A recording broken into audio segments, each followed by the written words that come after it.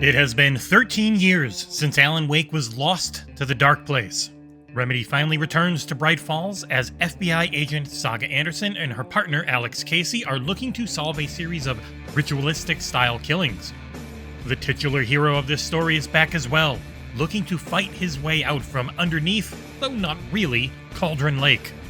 Alan Wake 2 is the video game version of the Twin Peaks type of game that I always wanted. It is a mix of Max Payne in multiple ways, Control, and a triumphant culmination of all the titles Remedy has ever made. Releasing near the end of what is possibly the best year in gaming history, Alan Wake 2 is a masterpiece that stands among the best.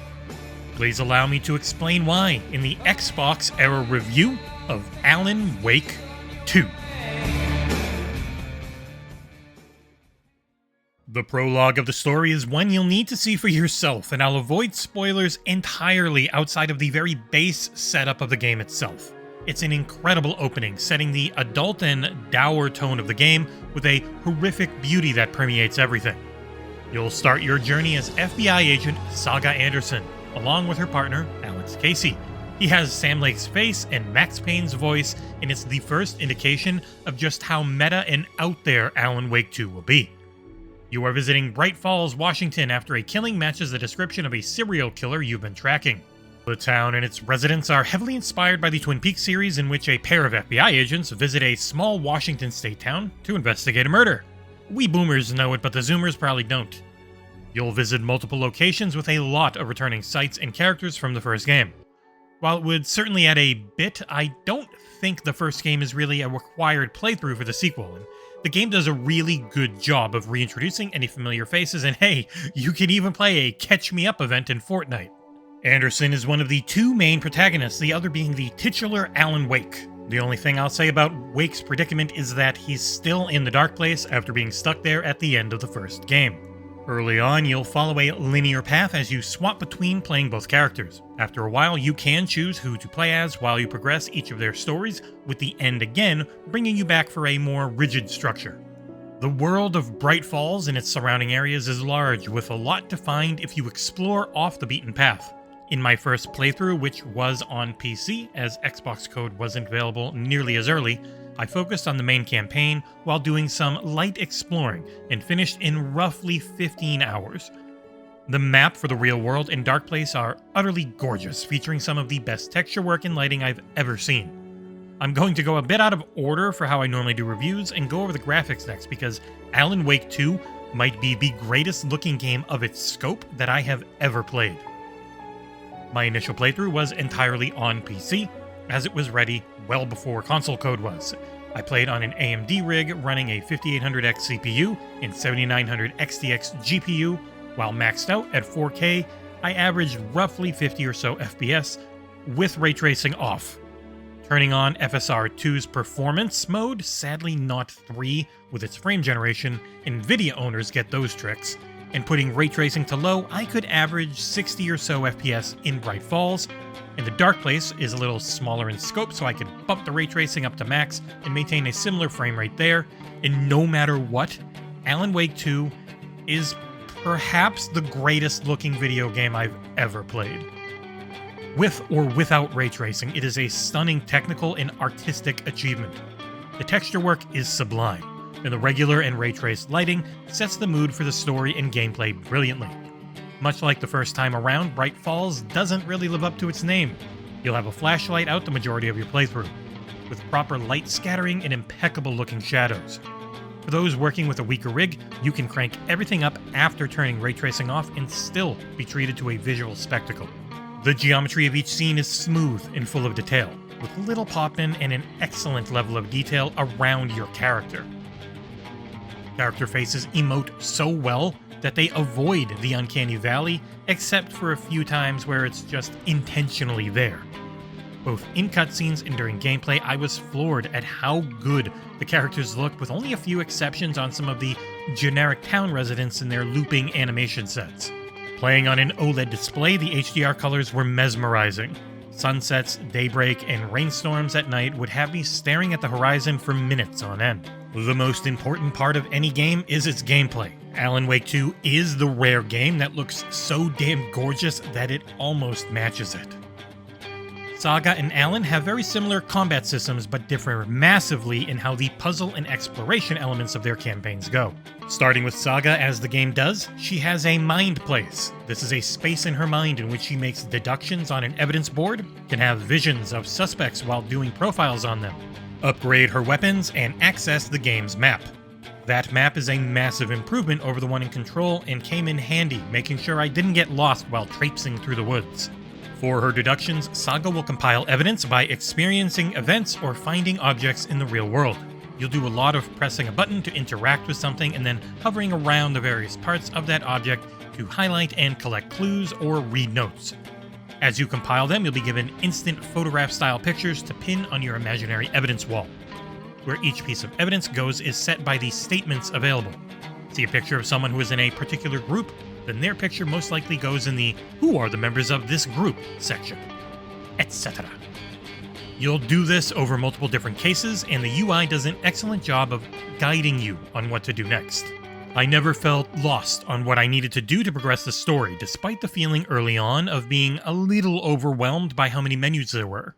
Saga has also various locked caches, strange rhymes to solve, and side objectives to do that can add to her 3-slot charm bracelet.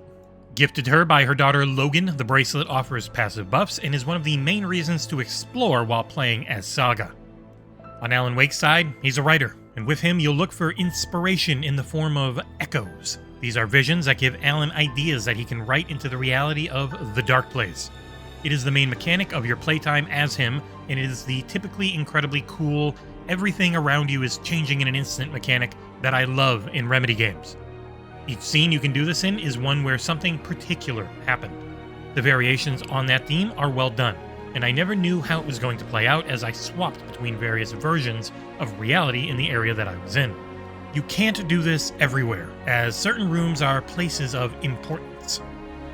Alan's other unique mechanic is his ability to use a statue with a light bulb on it to absorb and gift light to specific areas in the Dark Place. Garth Marenghi would be proud as Alan types away, weaving tales of woe and horror as he fights to escape this hellish prison. Alan can be upgraded in various ways by finding words of power, which are hidden in the environment and activate when you shine your flashlight on them from the proper angle. They end up being the main reason to explore while playing as Alan. And I never found the combat in the first game to be that satisfying, and the over-the-shoulder changing mechanic did drive me insane. Happily, Alan Wake 2's camera hovers forever over your right shoulder during gameplay, and it feels fantastic. Playing on normal, the game could be damned hard at times, but it always felt good. Both Saga and Alan have a small repertoire of weaponry, which is most effective after using their supercharged flashlight ability to burn the darkness, protecting their enemies. Batteries are a big part of the game again, but I never found it to be a grind to get more. They are placed liberally around every environment, and at one point I had over 10 of the damn things, which I promptly burned through on one of the few but extremely difficult boss fights. While playing on a mouse and keyboard, the aiming felt terrific, and while again it was on PC and not a console, it still felt really good on controller as well. Movement is just fast enough to not feel like you're a tank, and the dodge is useful but not overpowered. Every weapon feels very powerful, and shots feel heavy. Alan's revolver especially packs a massive punch, though it requires a bit of time in between shots for maximum accuracy. Ammo is just plentiful enough that I have to think that they're working behind the scenes to only give you roughly what you'll need to kill every enemy in an upcoming encounter. It was balanced brilliantly. Multiple weapon types are joined by consumables that are extremely potent and should not be ignored. I was having a hell of a time with mid-game boss before realizing just how flipping useful the 5 flares in my inventory were at instantly shredding their darkness shield.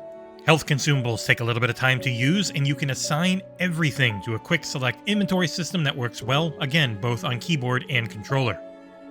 Enemy variety is a mix of various possessed humans who range from small stabby guy to small clubby guy, small throwy guy, and big smashy guy.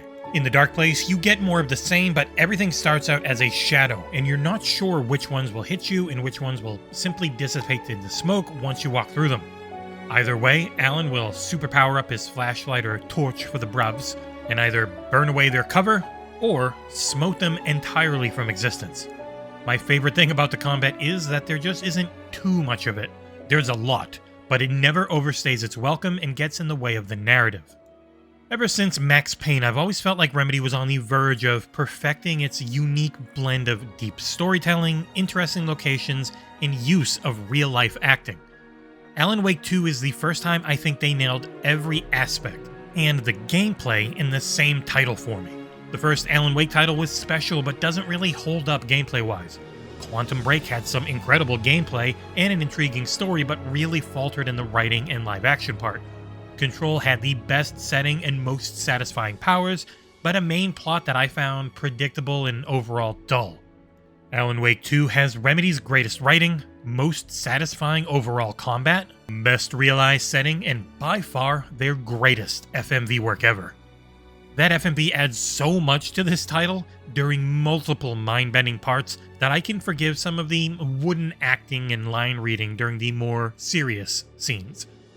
Initiation 5 and a later return level feature two of my favorite levels in video game history, surpassing the Ashtray Maze in Control by an order of magnitude that I didn't think possible.